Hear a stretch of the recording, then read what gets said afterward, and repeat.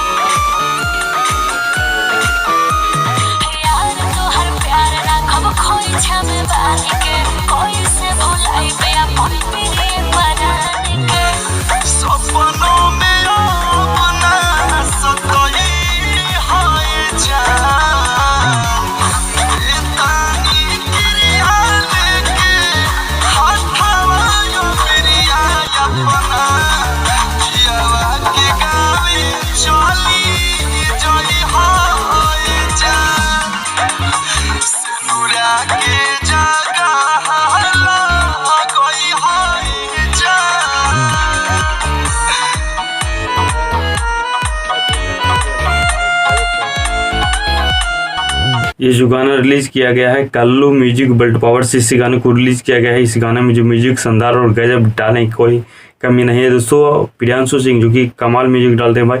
इस गाने में जो एक्ट्रेस आस्था सिंह ओनली इनका इम्प्रेशन एकदम कमाल के काम करते हैं यार, हिला के धर देती है पूरा। क्या गजब बेवफाई गाना है यार।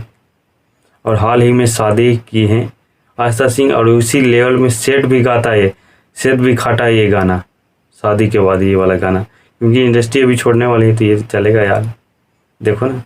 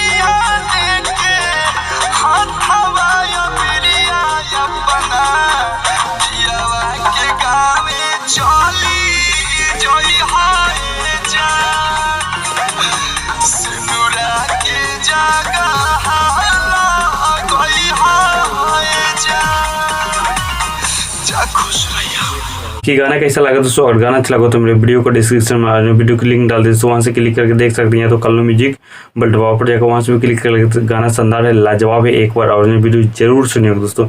इस लेवल के गाना हम नहीं सुने दोस्तों, जिस लेवल की ये गाना बनाया गया। लिरिक्स क्या कमाल है यार, म्यूजिक क्या कमाल डाले हैं यार, आवाज़ बिल्कुल क्लियर नज़र आ रहा है दोस्तों। एक बार ओरिजिनल वीडियो जरूर सुनिएगा दोस्तों, जरूर। बाकी वीडियो अच्छा लगा तो चैनल सब्सक्राइब लाइक कर देगा दोस्तों। थैंक यू सो मच दोस्त।